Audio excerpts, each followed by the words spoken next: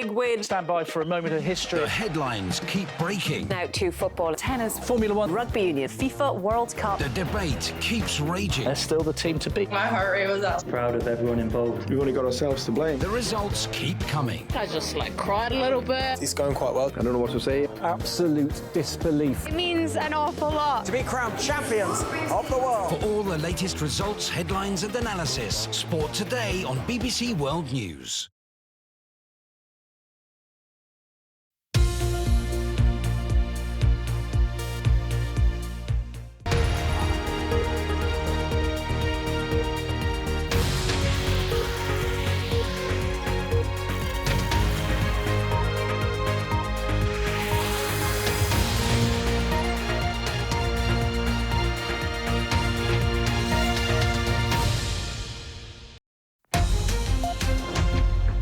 Hello, this is Impact. I'm Yalda Hakim. The United Nations is to vote on a special resolution about the conflict in Ukraine. The result will show Kyiv which nations are backing its struggle against Russia. A final day of campaigning is taking place in Nigeria ahead of the most tightly contested presidential election for nearly 25 years.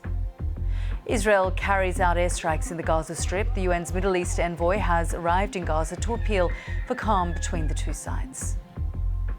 That's all coming up here on Impact.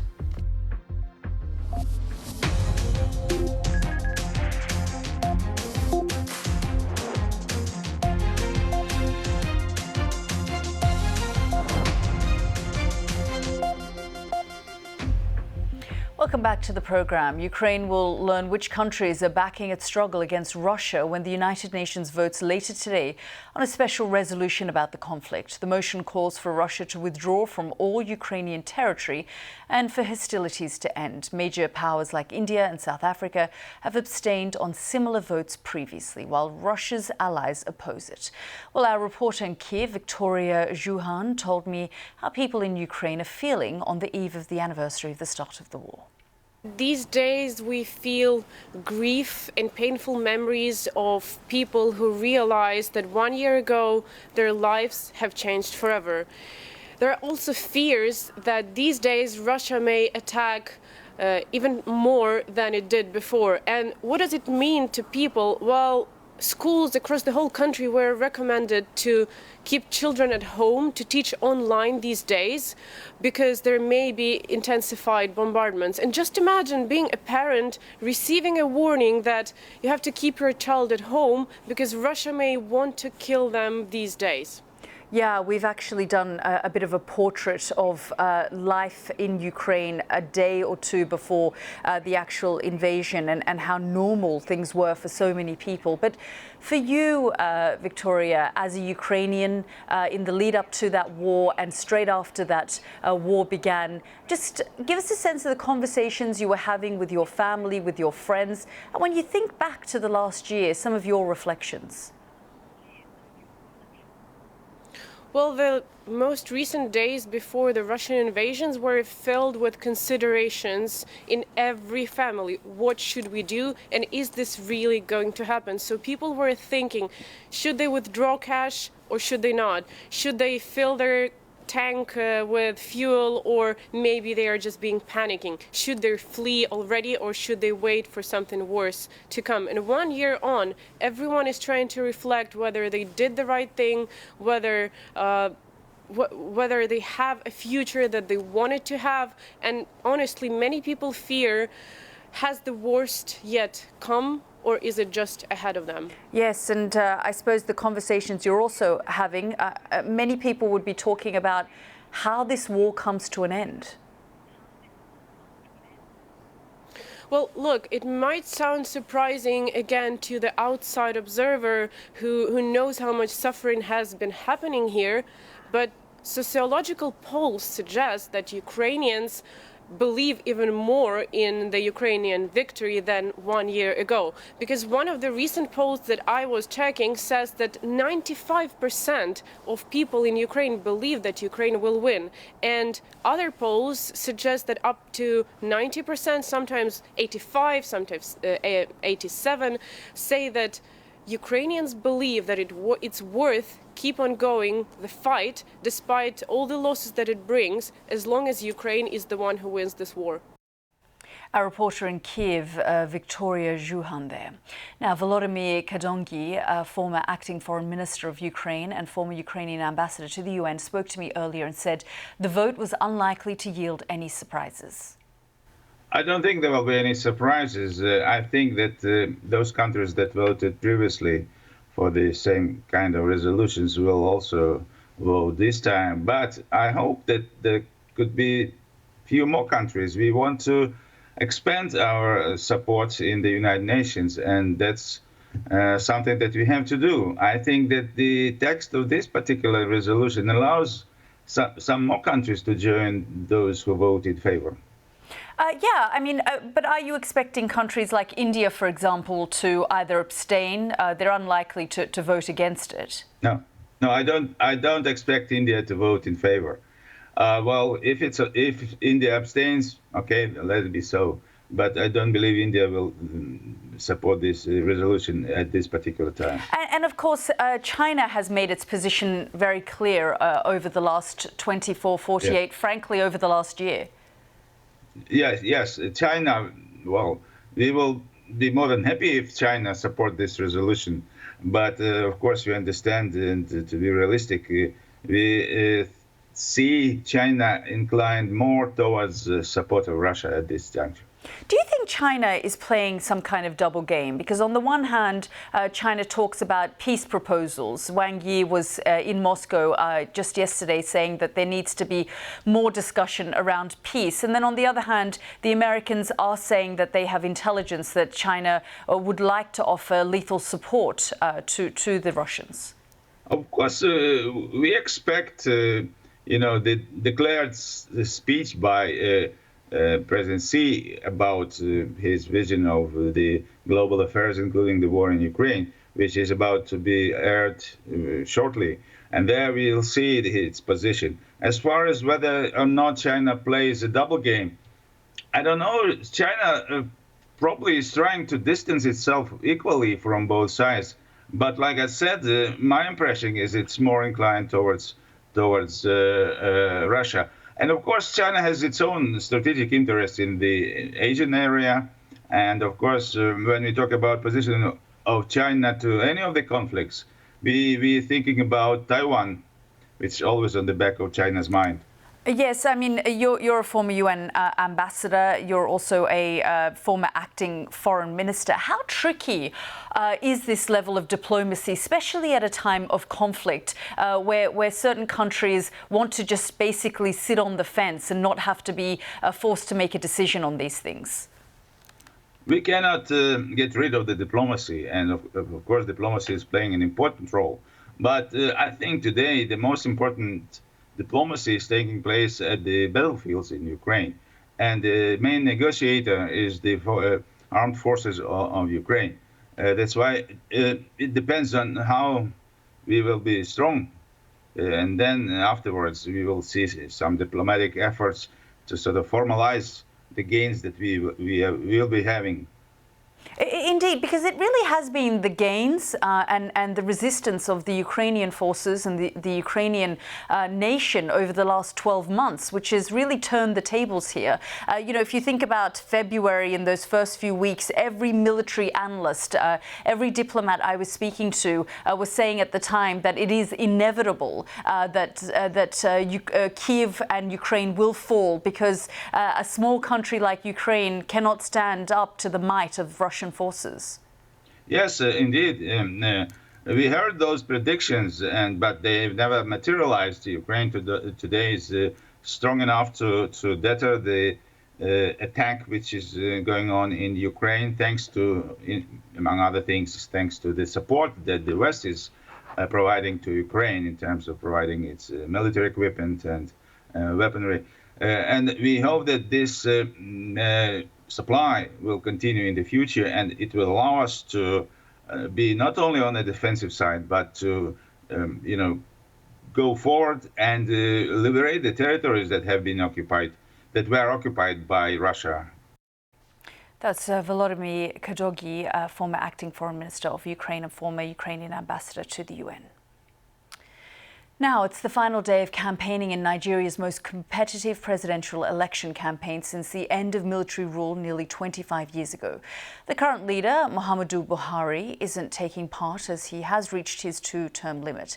In a departure from past elections, which have traditionally been a two-party race, three contenders have a chance of victory. They include Bola Tinubu, the candidate for the ruling All Progressives Congress. He's widely credited for reshaping the commercial city of Lagos during his 8 years as its former governor. He's up against Atiku Abubakar, the candidate for the People's Democratic Party, who was a former vice president of Nigeria. The wild card is the Labour Party candidate, Peter Obi. He's challenging the contenders from the two major parties, which have alternated in power since the end of military rule in 1999. Our West Africa correspondent, Mayeni Jones, is in Lagos. She says this is a very unusual campaign because of the third-party candidate. Peter Obi has really galvanized the youth vote here. Many young people have taken to social media to campaign for him. They say they see him as a credible alternative to the two parties who've taken turns ruling this country over the past 24 years. And many of them say they see him as a potential victor in Saturday's elections. Now, the tricky thing is he hasn't got the national support that his two competitors have. And so many analysts believe he may struggle to make a mark, particularly in the north of the country where the majority of voters are based and where turnout tends to be high. Mayeni, what is on people's minds? I know I heard you earlier talking about the economy, but also about security.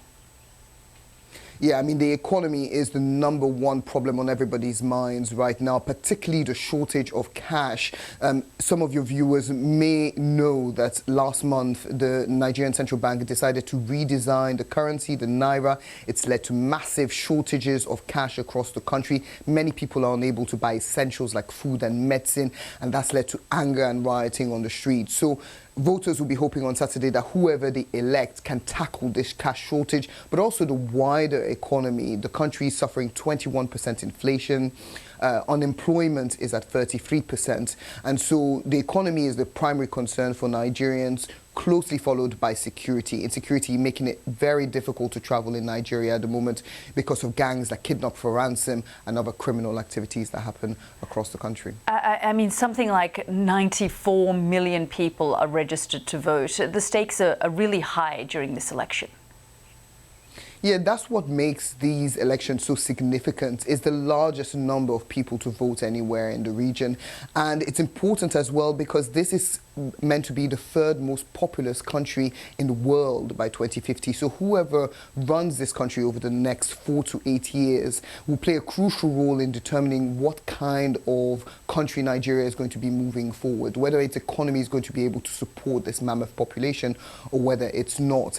And whatever happens here reflects as well on the wider region. If there's insecurity here, it spills across the country's porous borders. So this is why the international community is really focused on these elections and hoping that things go smoothly on Saturday. Mayeni Jones reporting there from Lagos. Stay with us here on Impact. Still to come, Israel has carried out airstrikes in Gaza Strip after rockets were fired from the Palestinian-controlled territory.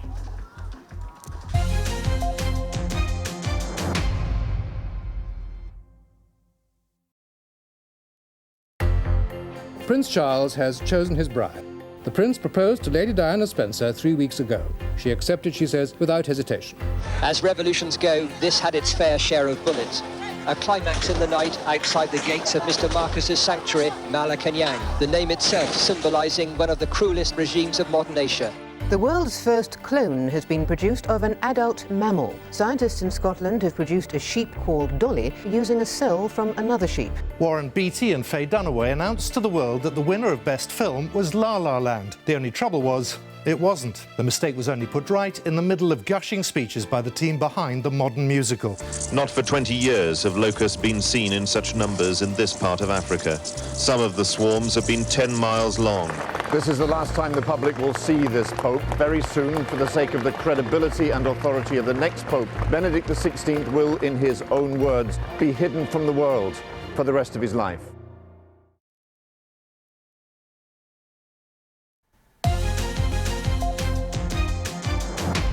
This is Impact on BBC World News. I'm Yalda Hakim. The UN's Middle East envoy has arrived in Gaza to try to calm escalating tensions between Israel and the Palestinians.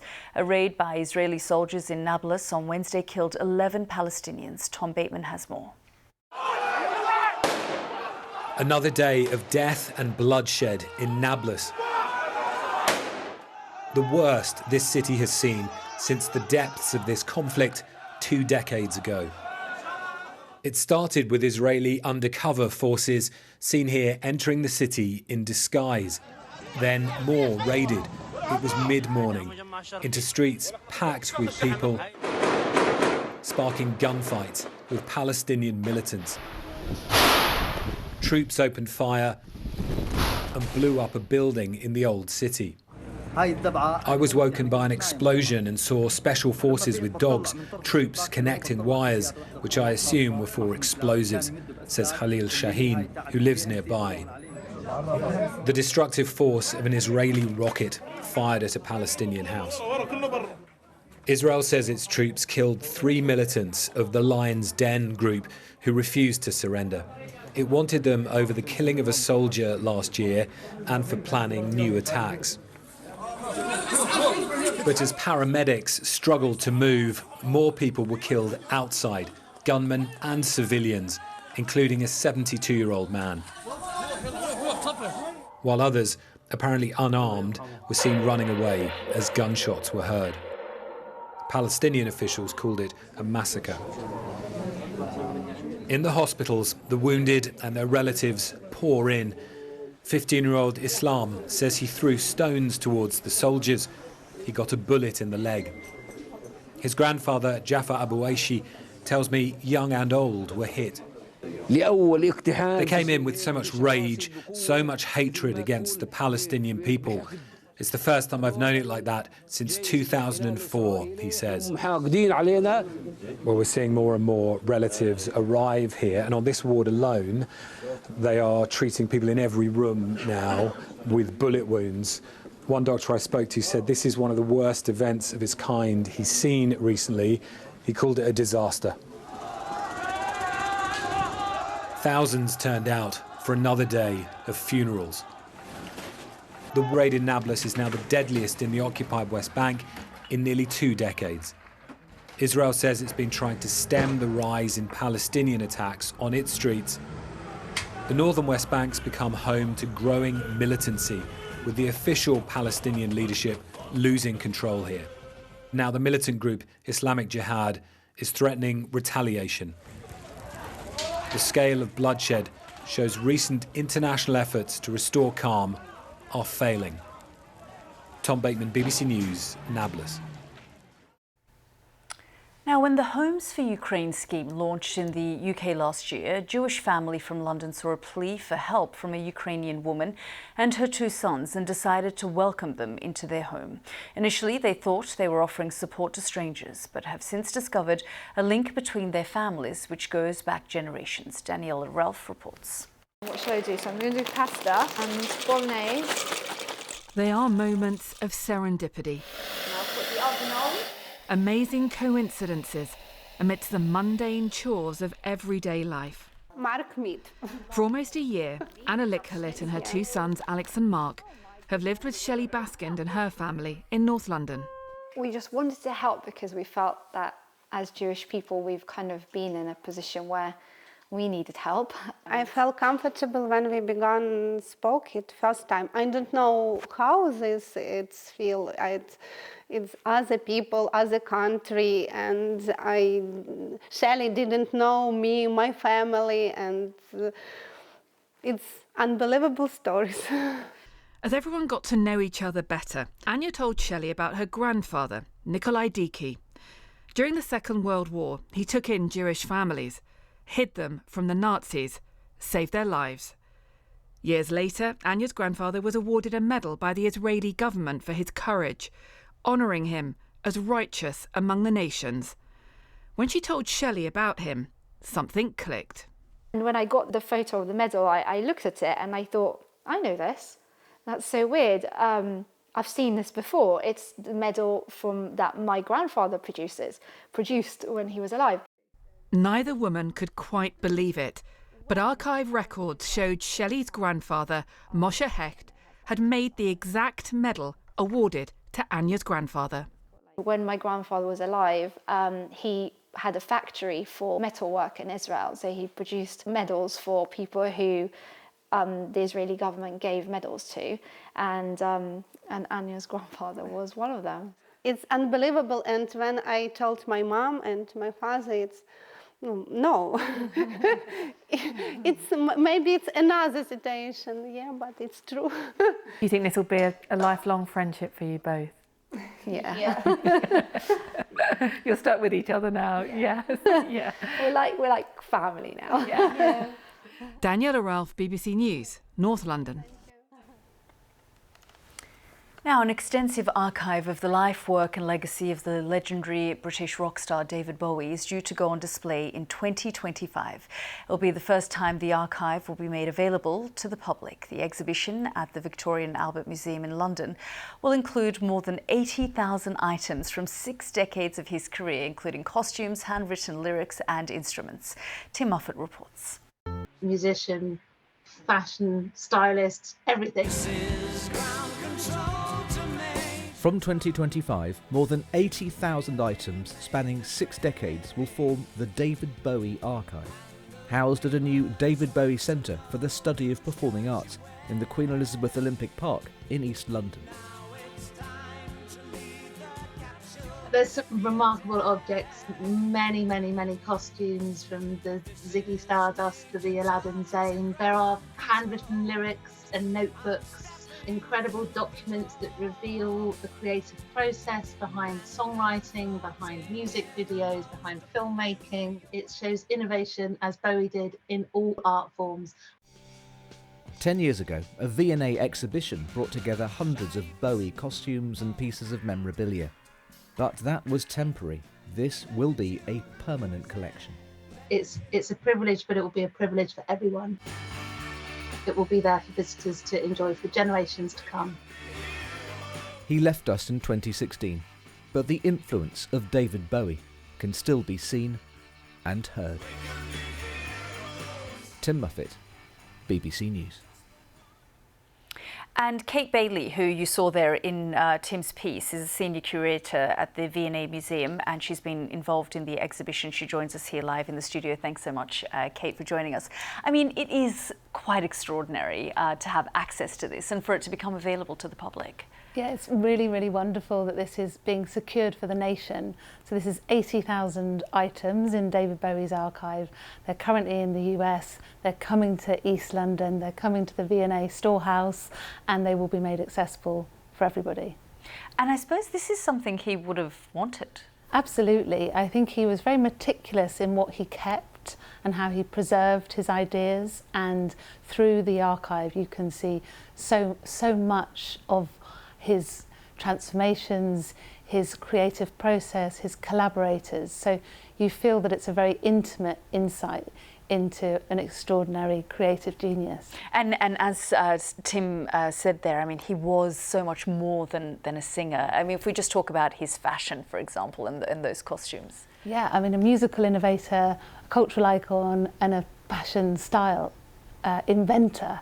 So it is extraordinary. The archive includes hundreds of costumes from lots of Bowie's looks, so Ziggy Stardust, Aladdin Sane, through to his sharp suits and Thin White Duke and all the different tours in the 80s. So there's a kind of huge array of how he was a real, ahead of the zeitgeist, a real trailblazer, really inventing new looks and inspiring whole generations of fashion. Still. Yeah, indeed, very much so. And of course, not just that. I mean, he was an artist, and there's so many handwritten notes, for example.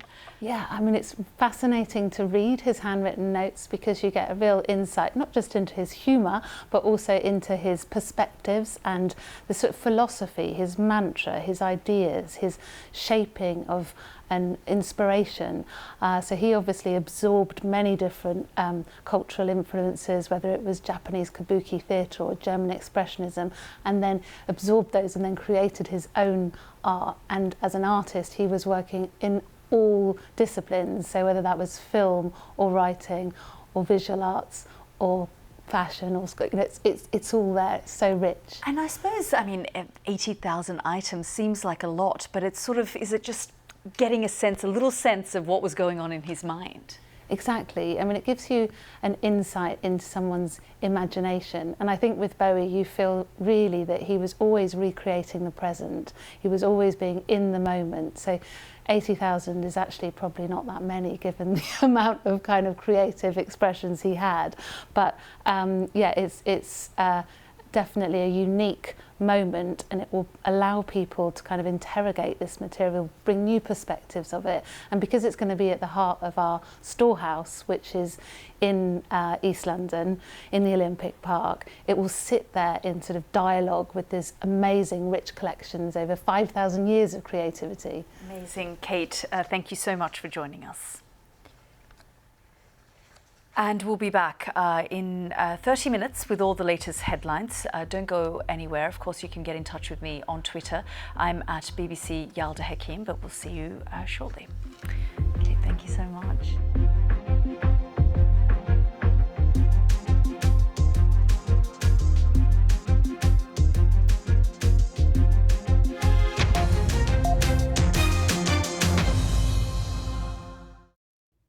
Hello there. Many parts of Europe are going to be turning colder over the next few days, and it's going to be a story of highs